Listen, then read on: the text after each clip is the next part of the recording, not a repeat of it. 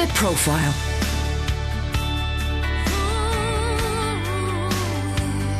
You're listening to Premier Christian Radio. Where faith comes to life. Well, hello and welcome to The Profile here on Premier Christian Radio with me, Sam Hales. The Profile is brought to you in association with the magazine that I help edit. It's Premier Christianity. And if you would like a free sample copy of the very latest issue, why not head to our website, premierchristianity.com/free sample. The issue includes plenty of news, reviews, articles and more. Get it absolutely free. premierchristianity.com/free sample. But today on The Profile, I'm speaking to Dr. Greg Garrett. He is an author and professor of English at Baylor University in America, where he teaches classes in fiction, screenwriting, literature, film, popular culture and theology. He's one of the USA's leading voices when it comes to religion and culture, and his latest book is titled Living with the Living Dead, The Wisdom of the Zombie Apocalypse. Greg, that is quite the book title, isn't it? Thank you. Yes, it is a great title. It's not my title, and so I can say that. Fantastic. We're going to talk more about the book in a moment, but welcome to the show. It's great to have you with us. Here on The Profile, we always like to go back and talk about a person's early life and how they first encountered Christianity. So what's your story in that regard? Well, I have a really sort of long-winded answer to that, as I'm sure people often do. I was raised Southern Baptist and baptized into that tradition very, very early. And I fled from that tradition when I graduated from high school. There are many things that I continue to love about that tradition, and I've just come from Greenbelt, where the opening hymn for worship on Sunday morning was a song that I loved from the old Baptist hymnal. And so I still think about the music, and I stay in touch with many of the people that I was in that church with. But it was not a tradition that was particularly good for me as a writer and artist, because they didn't seem to value many of the things that I valued. And I asked a lot of questions, and that was not particularly welcome, at least in my particular church. And so for about 25 years, I was nothing. And one of the reasons that I write so much about the intersection between faith and culture is that I know now that many of the things that I was consuming during those years, whether it was sort of obvious things like the music of U2, or things like Quentin Tarantino's Pulp Fiction, which doesn't necessarily have much of a Christian basis to it, but has some really strong, powerful spiritual themes to it. During that time when I was not part of a formal faith community, I was finding meaning and comfort in various ways in art and literature and music and movies.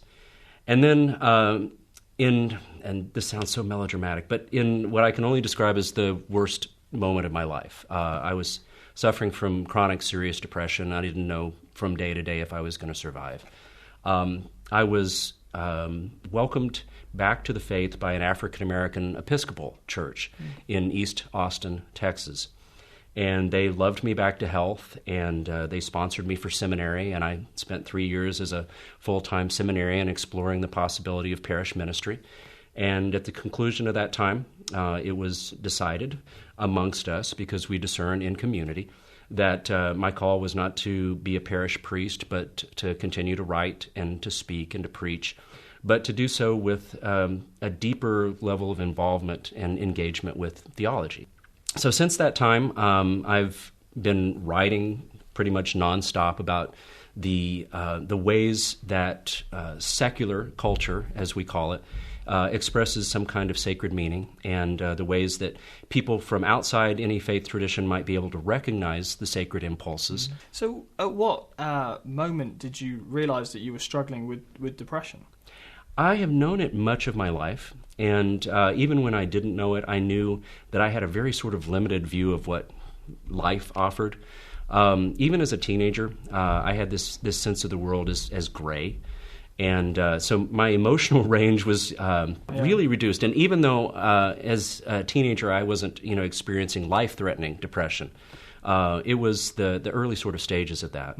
And then as an adult, after my marriage broke up, and often serious depression can be launched by a terrible life event. I spent several years where I was on medication and in therapy, and before I found this faith community, just convinced that I was doomed. And I think probably if left to myself, I would have been. And so when I said earlier, I don't mean to be melodramatic, I have this very clear sense that the church saved me, and this particular church saved me.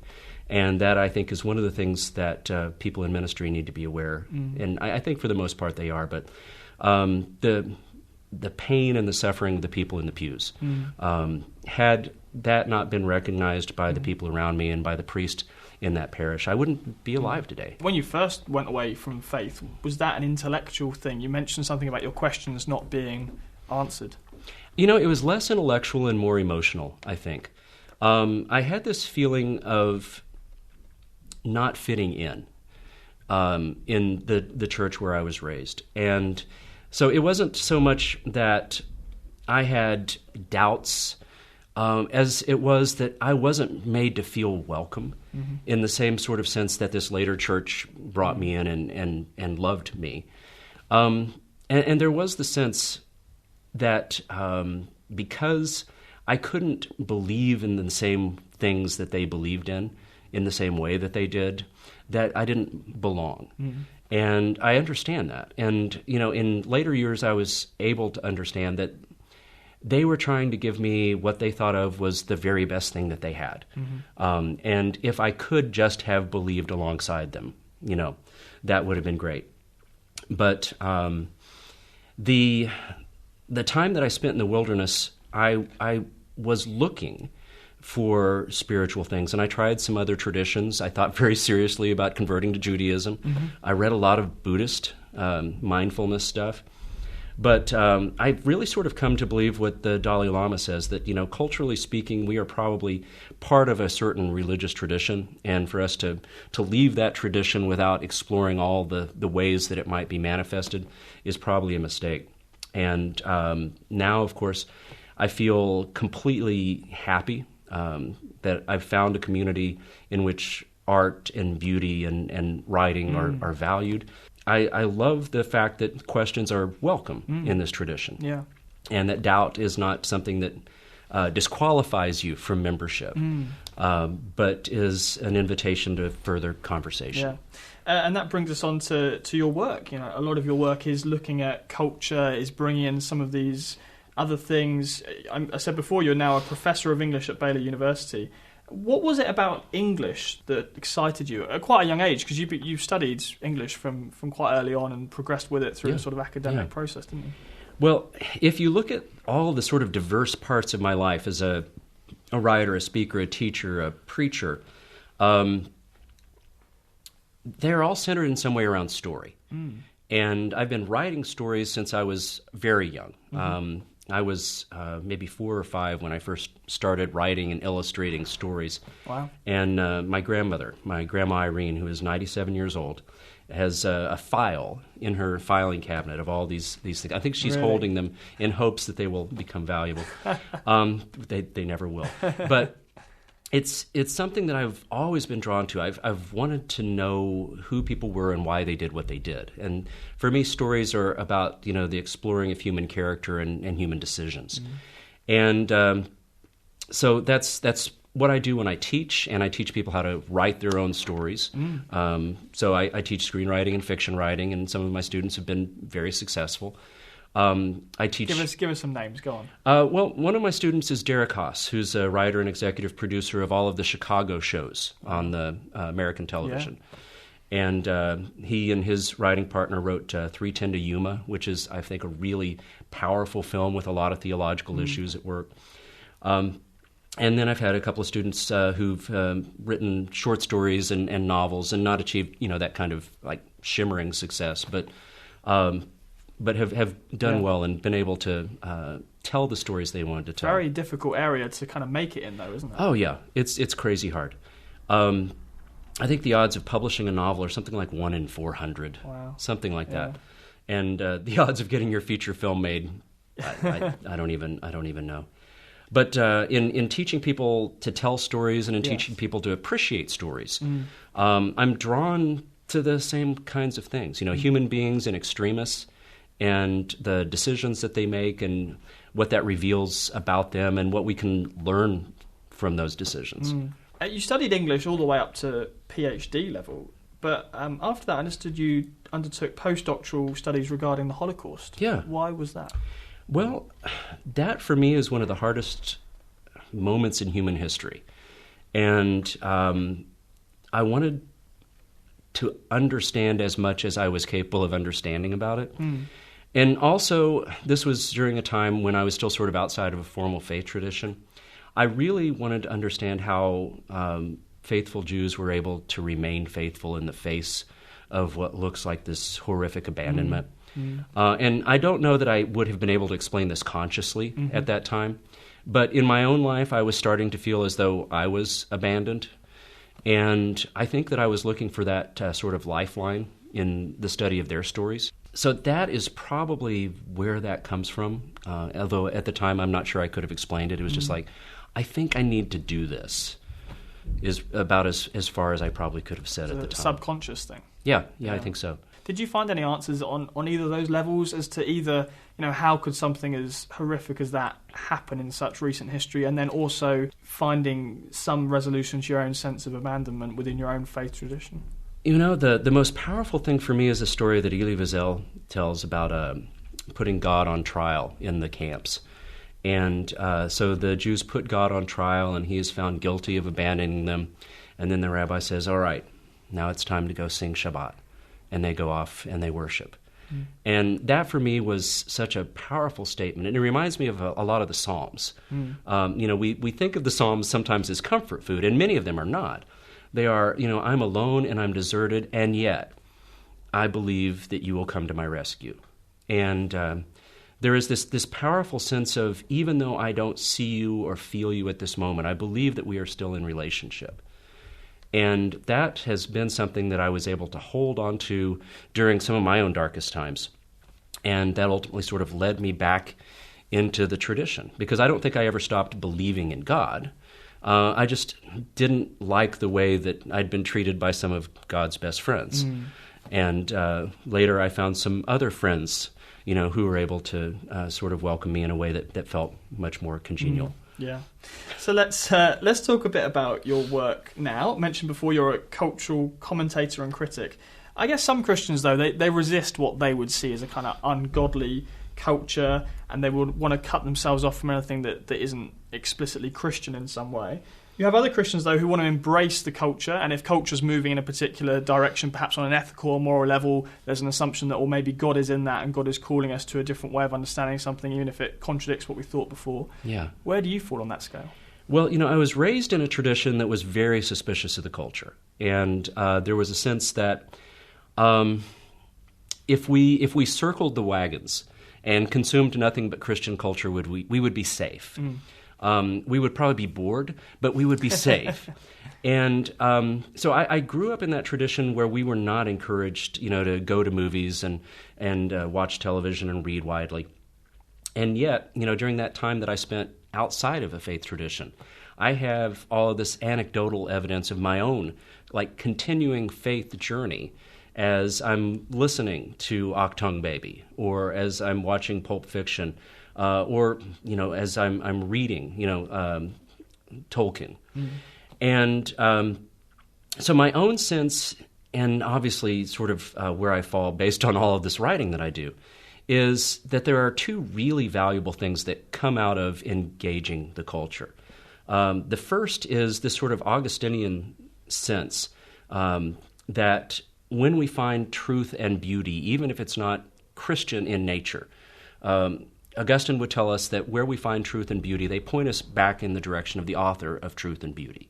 So there is something to be paid attention to in these moments when we find something, a retelling of one of our powerful stories, for example, even if it's at the hands of Quentin Tarantino. It's a practical matter as well, because it's not just about sermon illustration, although it can be. But it's also about reaching out to people who are outside the tradition, who are using culture to make some kind of meaning. So, if they're watching Game of Thrones and they're learning something about self-sacrificial heroism in the character of Jon Snow, for example, there are some obvious ways that you can lay breadcrumbs back to the tradition, back to the gospel, back even to Jesus. And not in any way to be flippant here. Yeah. But, when we talk about Christ figures in literature and culture, we are talking about characters who in some way partake of some of the qualities that we want the world to know about in our own faith. I am a big believer that with discernment, you should know when something is bad for you or bad for your children and pay attention to that. But with discernment, this is one of the most powerful ways that we can engage with people outside the walls of the church in ways that will tell them what we're about inside the walls. So kind of drawing parallels between, Jon Snow is this self-sacrificial hero, and so is Jesus. Is that the direction we're supposed to go? There's more than that. I know it's more complicated than that, but yeah. Often you do see in Christian culture people saying, well, here's what Game of Thrones can teach you about the gospel. Yeah.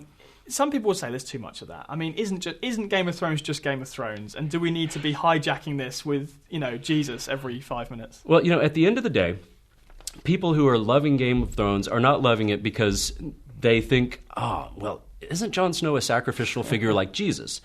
But it is a way of engaging that. And one of the things that I often talk about with ministry professionals is that in the church, we are often not as good at telling our stories as the culture is. After I wrote my book about Harry Potter, and this weekend at Greenbelt, I was saying, those 4,100 pages are one of the best retellings of the Christian gospel that there is. And so the kind of paradox is part of the reason that I think it is so popular is because people engage with those powerful themes in it. And so it's not just simply, Jon Snow, self-sacrificial hero, Jesus, self-sacrificial hero. But it's also not to say that those things don't matter either. There's like an underlying theme that the two both represent. Yeah. And so when we talk about Jon Snow or Harry Potter or Frodo, and we say, well, this is what we are called to. It's the same kind of message we would say, when we're paying attention to the life, death, and resurrection of Jesus. It teaches us what we're supposed to be doing. And it's a way of doing, in some way, the same sort of thing, but in a medium that people are consuming now. Other Christians might take a slightly different approach to some of these things. We've mentioned Game of Thrones a few times already. That's a classic piece of media that Christians are arguing over at the moment, and you have many who sit on your side of the fence saying this is a wonderful opportunity for the church to talk about the gospel, and you have others who say, but hang on, this is gratuitous sex and violence, and us as Christians shouldn't even be watching this, let alone bringing out theological comparisons. So why would you as a Christian feel comfortable watching something like Game of Thrones where there is a huge amount of sex and violence? Yeah, that's absolutely true. And this actually goes all the way back. My first book on religion and culture was co-written with a pastor. And we wrote that book about the Matrix films, which of course are R-rated and incredibly violent, and there's sex. The thing that sort of convinced us, even though there are these elements that we find unpalatable, part of it is just the understanding that this is the nature of the entertainment. And in fact, in the zombie book, I talked about how I personally am a Christian pacifist. But you can't tell entertaining stories about a Christian pacifist in the zombie apocalypse because conflict in this particular form is represented by violence. And so partly it's a genre thing. And, some stories have magic wands, some have ray guns, some have samurai swords. And, you just sort of make the movement toward more visceral violence as you get into those particular things. But for me, as somebody taking a look at these stories, I am always drawn to stories that are incredibly culturally current, because what I want to ask as both a theologian and a cultural critic is what needs are being served for people in these stories, and how can we find a way to connect with that? And so while I am absolutely sympathetic to the view that Game of Thrones is violent and sexual and you may not want to watch it, it's also true that at the moment it's the most popular TV show on the planet. So if you can balance that in terms of your own discernment. The zombie stories were hard for me. I don't like violence. And I particularly don't like people's intestines being exposed for all the world to see. And that happens in a lot of these stories. And yet there was also this very clear sense that if this is as popular a narrative as it is, that I really sort of need to understand it so that I can explain it to people. So where's the line for you in terms of, when it comes to Christians engaging in culture? Is there a line in terms of, well, I can't go beyond that in terms of the content, or is it more just, well, I can't go beyond that line because I can't justify it because not enough people are engaging with that, so there's no point for me talking about it as a Christian? Oh, that's interesting. So that's almost a personal versus professional kind of question. It's a fascinating one, though, because those two things intertwine. I mean, I imagine most professions have sort of ethical issues for Christians engaging with them. Yeah. I imagine for you as a cultural critic, there is an element of where does my personal conscience sit within what I'm professionally being asked to engage with, and does this conflict somehow with my morality? Yeah, and I think, as I understand sin and disordered desire, as popular as pornography is, I would not want to study it and talk about the needs that are being served for people that are consuming it, because I believe that would be damaging for me and for my relationships. I don't have the same sort of feel about, for example, the sexuality in Game of Thrones, even though it is sometimes fairly explicit, because I see it as largely being, how can I put this, in service to a story. And that story is the thing that I am drawn to. So I think it's entirely possible that I could look at things that are very, very popular and culturally current and say, I cannot be engaged in this because it is wrong for me. Yeah, absolutely. And I think every Christian has to make that choice for him or herself. Yeah. So, pastors who might say, I'm going to preach about Game of Thrones this Sunday, and then pastors who say, I will never watch an episode of Game of Thrones. And I think, either of those can be justified. Yeah. And I guess in your own kind of background, you've experienced the breadth of the church, not only in your own personal walk, but I guess what you do now. You speak to Christians of very different backgrounds. Yeah, across the spectrum. And I think one of the things that's been really valuable for me as a Christian is to have a foot in the evangelical world that I was raised in, and a foot in a more progressive kind of Christianity, and to see if there are ways that those things can be synthesized. My family is still evangelical. My younger brother is a Southern Baptist pastor in Alabama. You cannot get more Southern Baptist than that. And yet, as I was saying earlier, there's still some things about that tradition that resonate with me. And these are people that I love. You wrote a book with Brennan Manning, Yeah. the Franciscan priest who died a few years ago, but many will be aware of, I think, particularly his book, Ragamuffin Gospel. Yeah. Very, very influential. What are your memories of working with someone like that? He was so widely respected and loved. Yeah, and sadly, my memories are non-existent because he was so close to the end of his life that all of our contact actually took place. I mean, basically, it was an epistolary relationship. Really? Yeah. Because he was in decline at that point. And so the relationship that we had was largely around our deciding what the novel was going to be about and what some of the central conflicts were going to be. For him, the most potent expression of the Christian gospel is the parable of the prodigal son.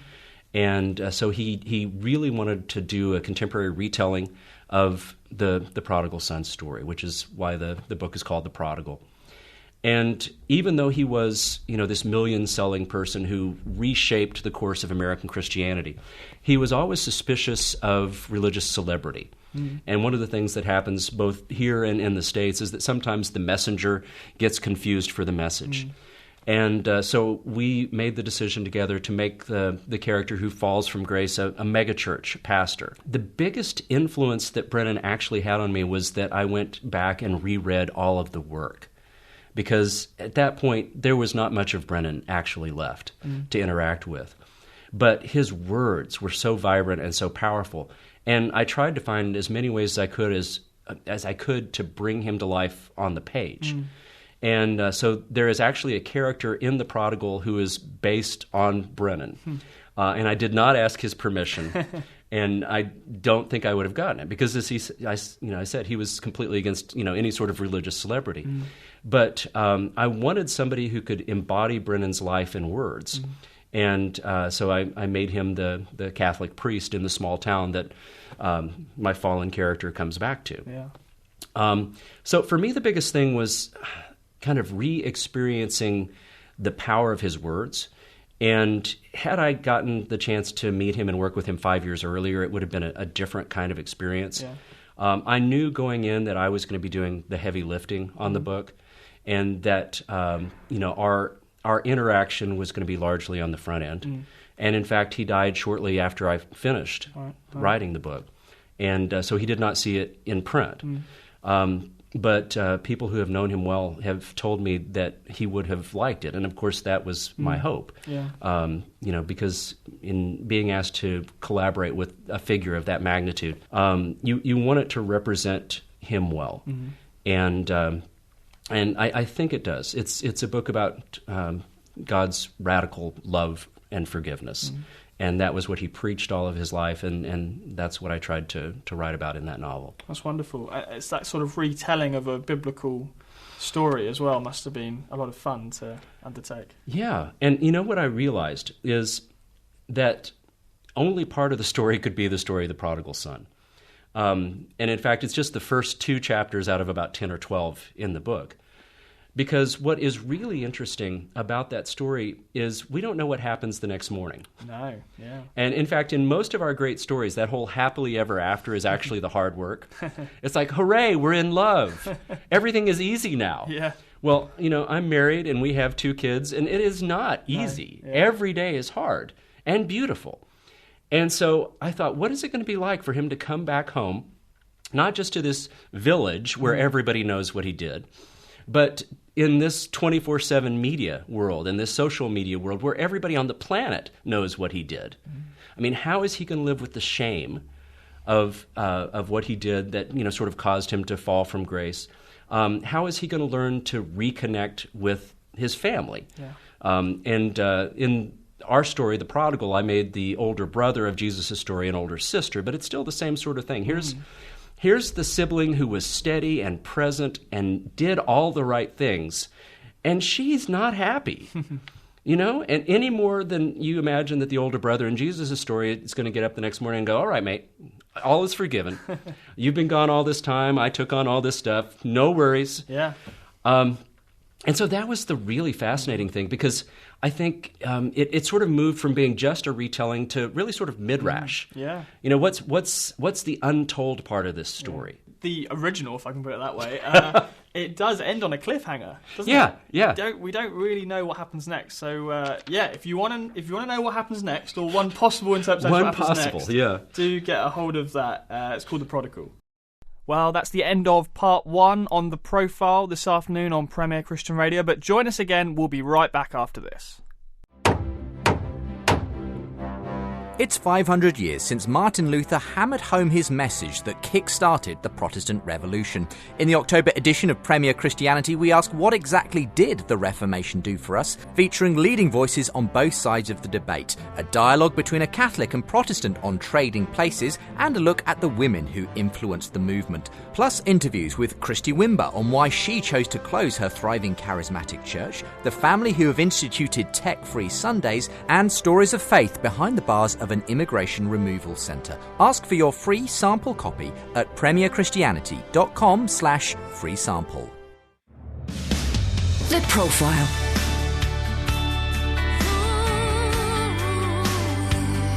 You're listening to Premier Christian Radio. Where faith comes to life.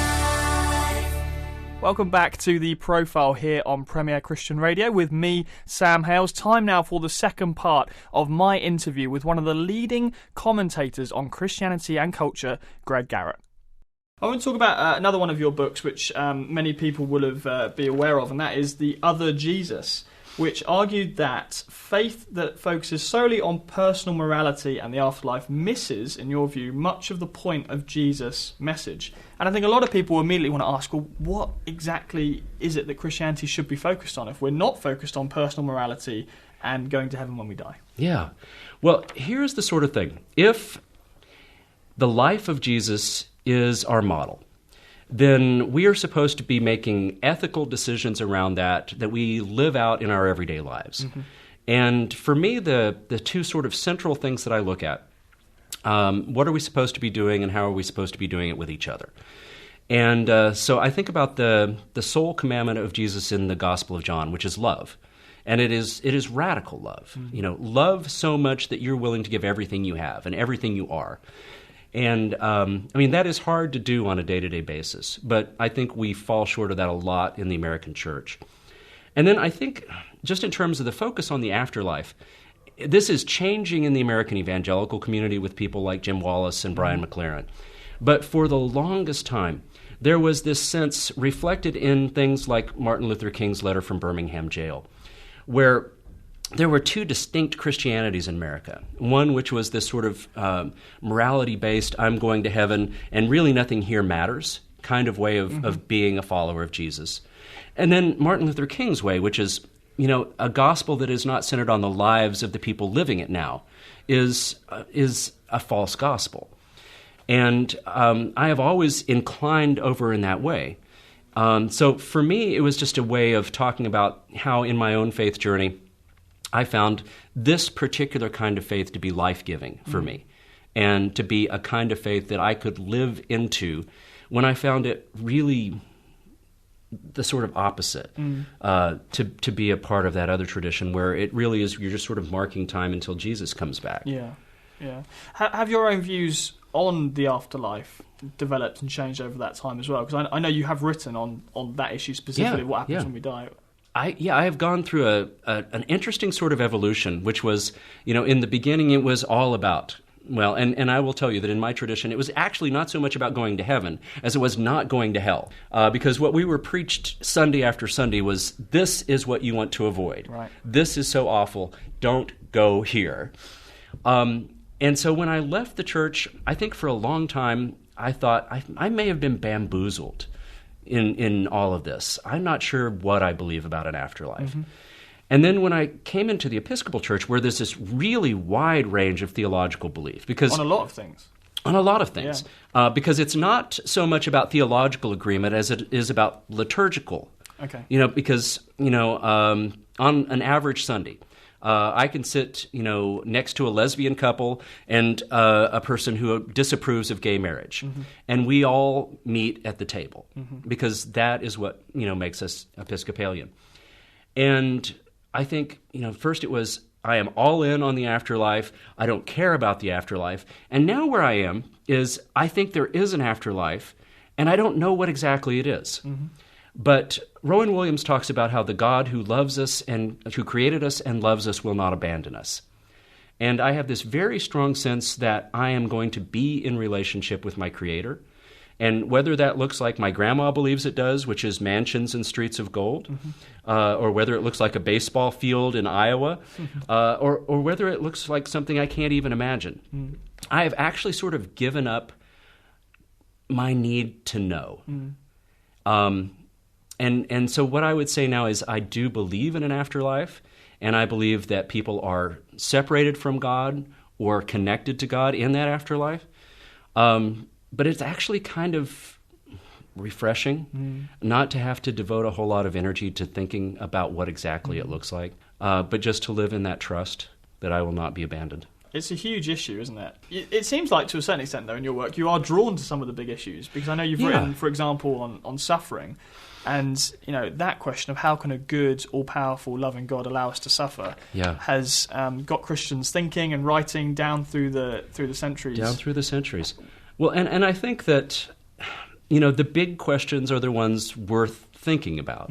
If you're a writer, what you are saying is, I'm going to spend 2 or 3 years of my life learning about and thinking about and praying about this issue in hopes of understanding it better when I come out on the other side. And so for that book on suffering, and of course I had known plenty of personal suffering, and the book itself was prompted by the summer that I spent as a hospital chaplain at the primary care hospital in Austin, where if you had drowned or had a drug overdose or been in a car crash, that's where you were taken to the emergency room. And so there was a whole lot of suffering in that setting. And what I did in that book, and when I started to write the book, I had no idea what was going to happen. But as with most of my work, it began to center around story. So what are the stories that we tell ourselves about suffering? And one of the stories is that if we're suffering, we must deserve it, which is not a story that I believe anymore. And so what I did in that book was I tried to examine the stories, harmful, helpful. Most of them fall apart at some point in the face of suffering. Right. They get tugged apart in some sense, and we have to find a new way of thinking about where God is present in that. Ultimately, where I came down I was helped by the sermons of an American pastor. He was a Southern Baptist who became an Episcopal priest, John Claypool. And he published 4 of the most famous sermons in contemporary American Christianity, which were on the illness and death of his young daughter. And, we talk in homiletics about how you want to have at least enough command over your topic that you're not bleeding from the pulpit. But it is very raw, and as he works his way through his own theological thinking about loss and where God is in the presence of this, he comes down ultimately on gratitude, strangely enough, and that you can feel gratitude for having ever had this, because you didn't have to have it in the first place. It was a free gift of God. And that, I thought, is such an amazing and frankly kind of countercultural way to think about it, because often we think about it in terms of deserving. I've been a good person, I don't deserve this. And so, I thought about it in terms of gratitude. And then I was really empowered by the Celtic teachings about Jesus as our friend and companion. And that sort of idea that we are accompanied in our grief. Maybe not rescued from it, but always accompanied. And that for me was a powerful way to think about it as well. That's excellent. So we should come then to the latest book. We've talked about a lot of your work, and of course you've written many, many books on a variety of subjects. I don't have time to go into all of them. But this new one, which is out now, is Living with the Living Dead, The Wisdom of the Zombie Apocalypse, which I've already said is an incredible title. I really want to hear more about this. So this is cultural commentary on this idea of a zombie apocalypse, which actually, maybe we should start with that phrase as it is, because I've noticed that phrase of people talk about the impending zombie apocalypse. It's kind of become a cultural thing, hasn't it? In recent years, you hear people talking about it. Yeah, it's become a cultural touchstone, and of course, it started out as just in geek culture, where I'm a gamer and I'm killing zombies with my friends from around the world, or Shaun of the Dead is one of my favorite movies, or Zombieland, or I'm a big fan of The Walking Dead, as many people on the planet are. But it has leaped out of sort of teen culture into all of culture. You'll find the phrase zombie apocalypse in headlines in the Financial Times and The Economist. Wow. There was a cover on the New Statesman, and the title was The Zombie Prime Minister. Yes, about Theresa May, wasn't it? Yeah, it was indeed. And very striking image as well. They'd really gone to town on the illustration. Yeah, I think they were trying to make some sort of point there. But for me as a cultural critic, when something achieves that kind of culture-wide presence, not just in movies and TV and games, but in apps and material culture and behavior like zombie runs and zombie pub crawls, and in magazines for accountants. Yeah. Then you think there is something going on here that needs to be explored. So the zombie apocalypse is an important part of that. But, as we'll talk about in just a second, the apocalyptic part is also important because the genre of apocalyptic literature goes back thousands of years. And it is always about people in extremis who feel like for whatever reason, the world is ending, or what we think is the world is ending. So I guess the book of Revelation being the biblical example of a apocalypse in terms of a genre of book. Yeah, the apocalypse of John is the way the book is sometimes described. So what do we do when we are surrounded by menace, and how can we be faithful in the face of the end of the world? And is the future something to be feared or hoped for? And those are all things that are addressed in all kinds of apocalyptic literature, but they're also in the zombie apocalypse. Right. So what's the kind of angle you take on all this? I guess from a Christian perspective? Yeah. It is definitely from a Christian perspective, and there are two things that sort of inform it. One is the comparison between zombies and humans. And in many of the stories, starting with George Romero's Dawn of the Dead, in which zombies wander around in a shopping mall in death as they had in life, a not particularly veiled, cultural critical commentary on the consumerism that drives many human beings. There are a lot of places of comparison between human beings and zombies that allow us to ask some really powerful theological and spiritual questions. And sort of the starting point for me was the statement of the early church father Irenaeus, that the glory of God is the human being fully alive. And many human beings, it seems to me, are sunk in something very much like death. They are not mindful or grateful. They are often defining themselves by what they consume as opposed to what they do or what they are. And so in a really powerful way, a lot of these stories, Shaun of the Dead, for example, I mean, that title really sort of says it all. When we meet him at the beginning of the story, we find him and his girlfriend and his best mate and her housemates in the Winchester pub. And she is breaking up with him because she says, I feel like this is living death. I want to live a little, she says to him. And I want you to want that too. And in the course of the story, that is actually the arc of his character. He goes from being Shaun of the Dead to Shaun fully alive, in that sort of sense of Irenaeus. He discovers what it is that's worth living for and how human beings are different. That they can live for something larger than themselves, and that they can be sacrificial. And one of the things that sort of reminds me of this, there are three things that Shaun has on the little chalkboard on his refrigerator. Go round mums, get Liz back, sort life out. And it's a movie, and as many of these stories are, about life and what it means to be fully alive. Yeah. So that comparison between zombies and humans was one of the things that I wanted to explore theologically. And then the second thing is I did an interview early on with Angela Kang, who is a writer and executive producer on the Walking Dead television show. And this statement sort of helped me to reshape in my head what this book was going to be about. She said, The Walking Dead is not about zombies. It's about the human beings and the ethical choices that they make to survive. And many people read the zombie apocalypse primarily as a post-9/11, post-7/7 kind of narrative, where we have all of these threats that we face in everyday life. As I walk back out on the sidewalk today, there could be a terror attack here in London. In Paris, where I was theologian in residence this summer, I was walking on the Champs-Élysées 30 minutes before a car full of explosives ran into a police car. And so we know that we live in this world in which threat is an everyday reality. But terror is hardly the only threat. And one of the things that I noticed in the historical research that I did for the book is that there are these flashpoints in human history. The Black Plague and during the Middle Ages, the trench warfare in World War I, the Holocaust, where the dead get up and walk around in our art and culture. And so the zombies can sort of stand in for them in some way. But what's really interesting about the zombie stories is what the humans do in reaction to those threats and the ethical choices that they make. And in the most recent copy of Christianity, the magazine, you had this wonderful interview with Stanley Hauerwas. We did indeed, yeah. Who is one of my very favorite theologians, maybe the great living Christian ethicist. And what Stanley Hauerwas says is that we understand ethics best in an adventure story. Because in an adventure story, we are able to see the decisions that characters make and what consequences those decisions have. Yeah.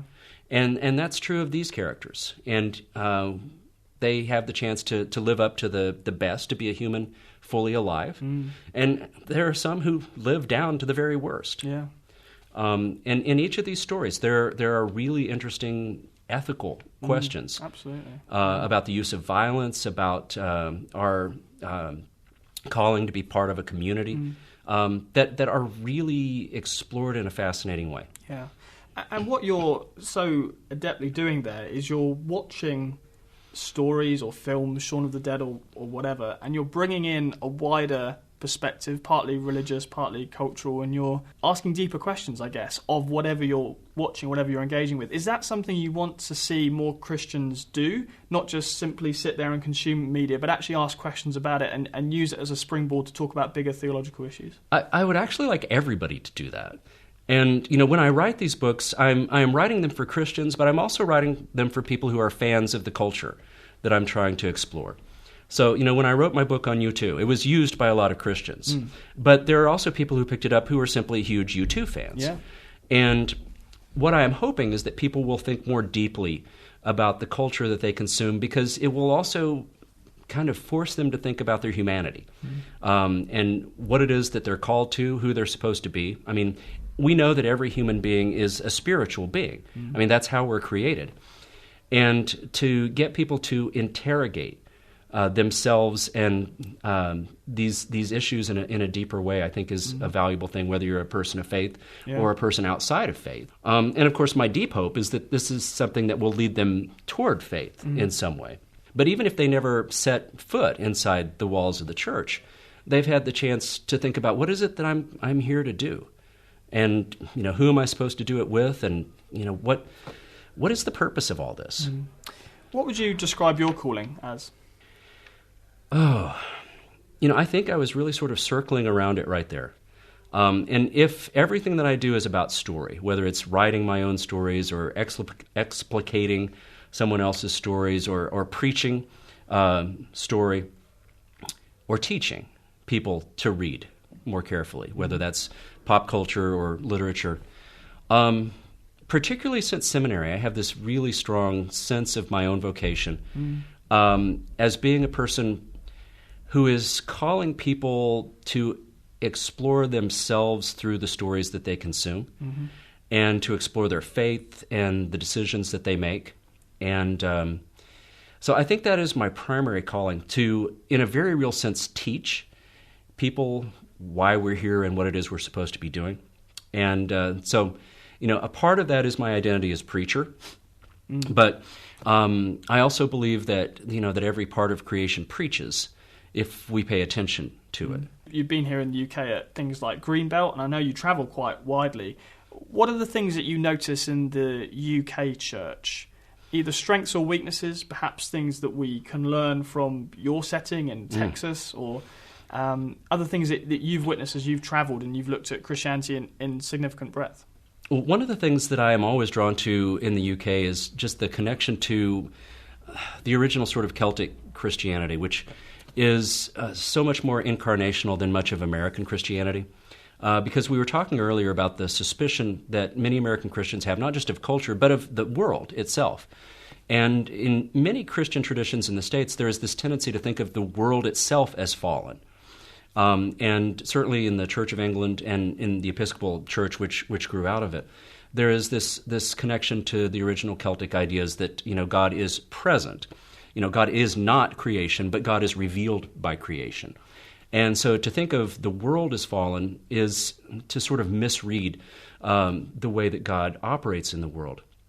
I think parts of the church in the UK are now partaking of the evangelical traditions that are very strong in America.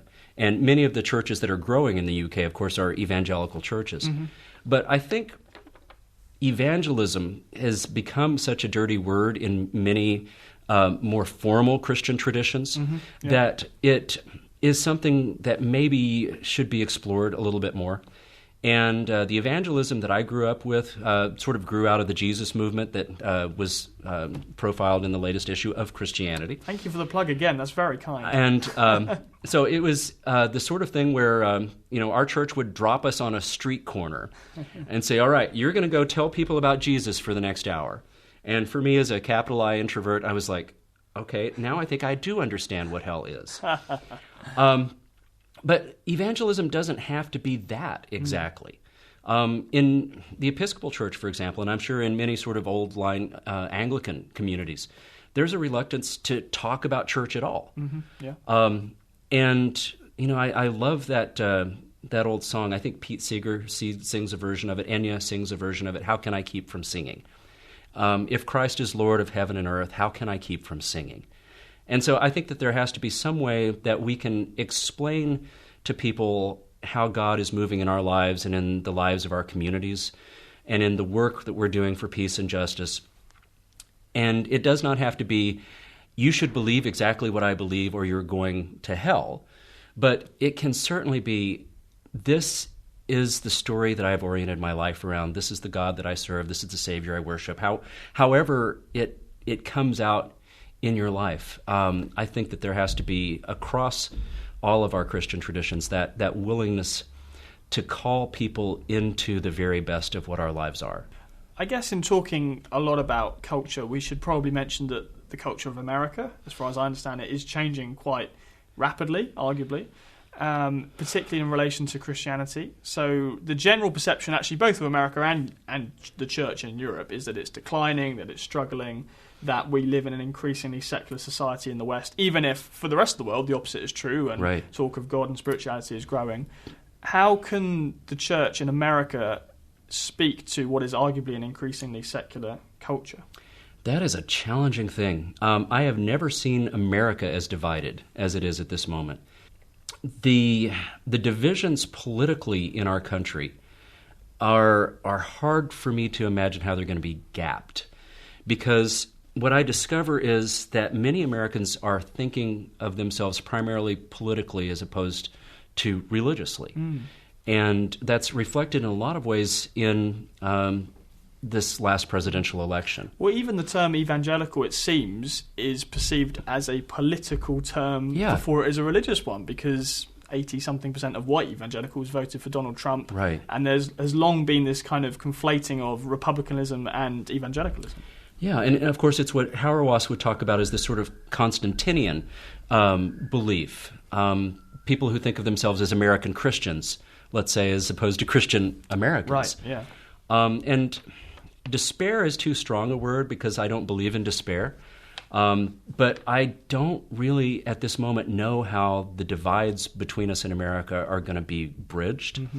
The racial, the cultural, the political, and the religious. And I do see a lot of really positive things happening. I see a lot of people in evangelical traditions who are moving into the recognition that peace and justice work really does matter, and that human dignity really does matter. And so I think that that's a really positive thing, and a place where maybe people can meet. In my book that I wrote about the Episcopal Church and the Anglican tradition, which came out a year or two ago, many people talk to me about the desire that they have to find partners to do good work with, and that maybe we don't have to agree theologically about things, but that we can agree that this is a person in need or a community in need. Maybe you voted for Donald Trump, maybe I voted for Hillary Clinton. Maybe you didn't vote at all because you thought both of those were ridiculous options. But maybe we can agree that this is a thing we can do together, and the rest of the conversation can wait. And I think that's happened in this country to a certain extent as well. You do see those on all sort of sides of the church engaging in the more social action kind of outreach. Is that the place where we can all meet and perhaps put our theological differences aside and agree that, theologically speaking, we should all be helping and loving people as Christians? Yeah, I hope so. It's a disconcerting thing to not feel that you understand other people. Because I am a believer in the idea that, we are all created in God's image, and that there should be plenty of things we have in common because of that. And I'm looking at friends who I've known my entire life who I don't feel that I recognize anymore because of things they say on social media or things they post. And I'm sure they would say the same of me because, they remember me in a certain way. And now I have changed in some sort of alarming way to them. But, I do believe that as we have in Christian teaching, there's plenty of room at the foot of the cross. And that, there are so many ways that we can lose sight of what it is that we're supposed to be living for. And if we can just sort of be reoriented to that, and maybe sort of put, as we said, the American Christian American